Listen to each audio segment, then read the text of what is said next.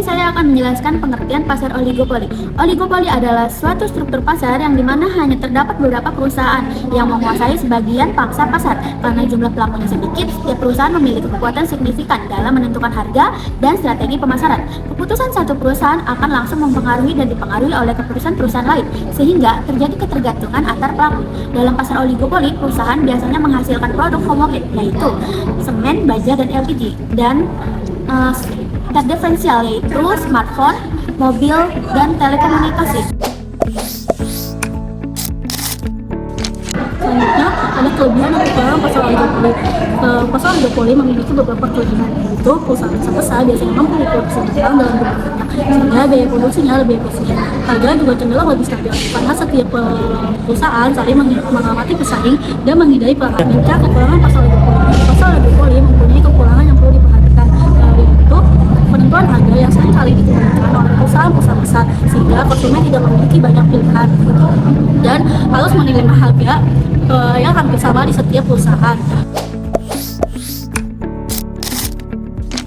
Di sini saya akan menjelaskan jenis-jenis pasar oligopoli.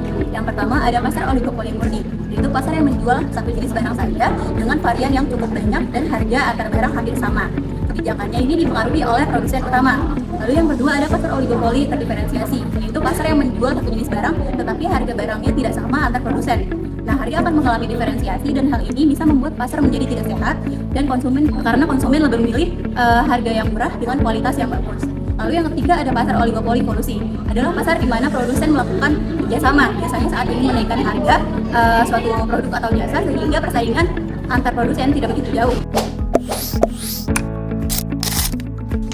Selanjutnya adalah ciri-ciri pasar oligopoli. Yang pertama, jumlah perusahaan sedikit. Pasar oligopoli adalah pasar yang dikuasai oleh beberapa perusahaan besar. Karena pelakunya sedikit, maka mereka saling memperhatikan. Jika suatu perusahaan menaikkan harga, maka perusahaan lain akan ikut bereaksi. Yang kedua, produk bisa sama persis atau homogen. Produk yang dijual bisa sama persis atau berbeda sedikit. Meskipun berbeda, produk-produk ini tetap mengikuti standar tertentu. Yang ketiga, ada hambatan masuk bagi perusahaan baru. Masuk ke pasar ini sangatlah sulit. Perusahaan baru harus memiliki modal yang besar, teknologi yang kuat, arus yang luas, dan juga mampu bersaing dengan merek yang sudah terkenal atau merek lama yang sudah dipercaya oleh konsumen.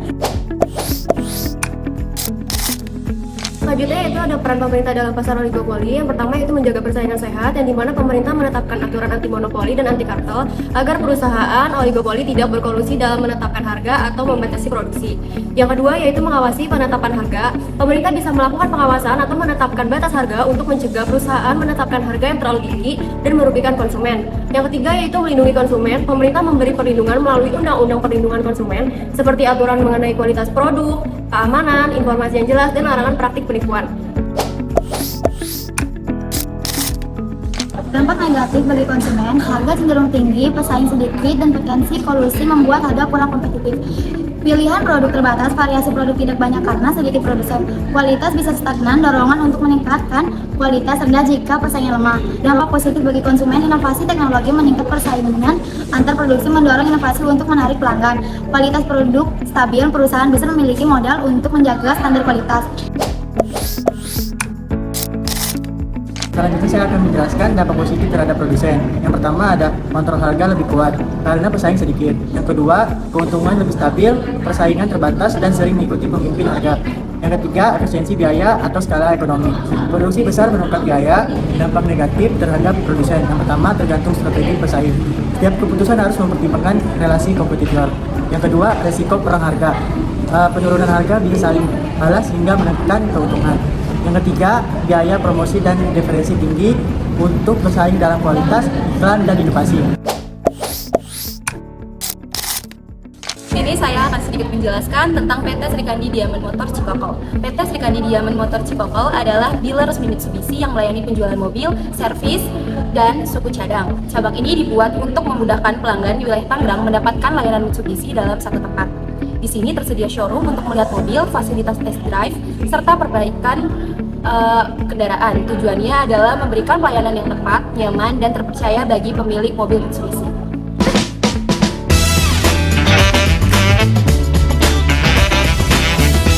Kita masuk wawancara. Nah di sini tuh bagaimana sih Pak caranya ketika pesaing menurunkan atau menaikkan harga itu perusahaan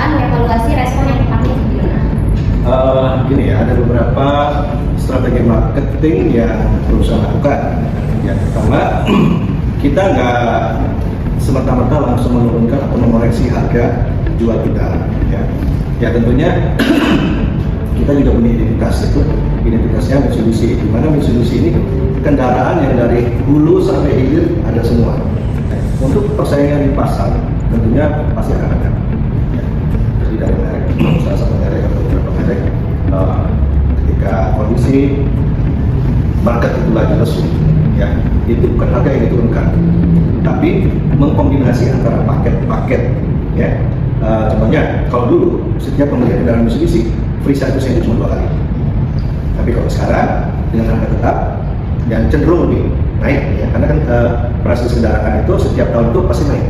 Begitu juga dengan pajak kendaraan, ya itu nggak ada yang mundur. Nah, jadi kita combine situ. Jadi untuk harga unit saat ini itu sudah berikut maintenance 4 tahun ke depan. Jadi itu konsumen sudah free, biaya perawatan, spare part orinya sudah free. Itu bagian dari strategi marketing kita. Ya, salah satunya, jadi bukan mengkoreksi harga, tapi kita tambahkan benefit untuk customer.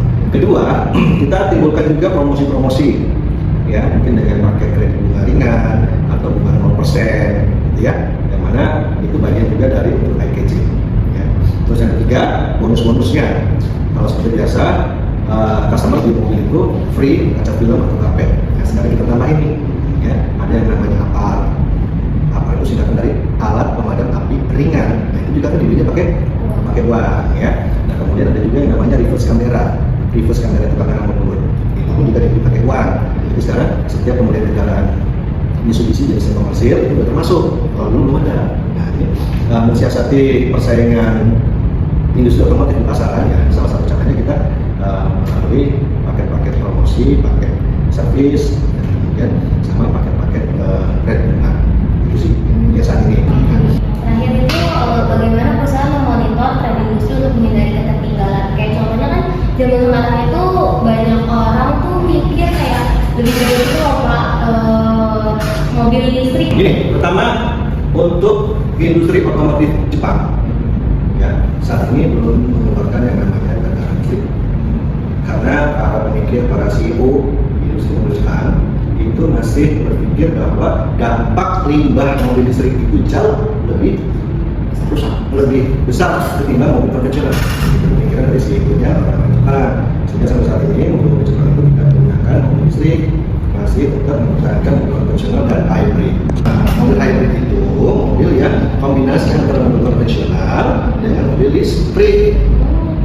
Jadi satu mobil itu ada 2 teknologi, itu namanya hybrid. Ya, kalau mobil listrik itu pure, dia pakai aki. Kalau konvensional itu pakai bahan bakar fosil, ya. Jadi cara mempertahankannya khusus untuk mobil-mobil Jepang itu tadi punya karakter, ya.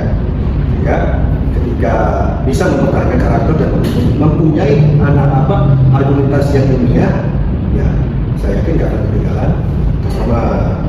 Ya, walaupun mobil masih konvensional atau hybrid, untuk desainernya kemudian teknologi itu nggak ketinggalan dengan memiliki listrik. Kita untuk wawancara PT Ikan ini, dan terima kasih juga Bapak sudah meluangkan waktu kita. Sama-sama, ya. Oke, sekian, terima kasih. Assalamualaikum warahmatullahi wabarakatuh. Saya.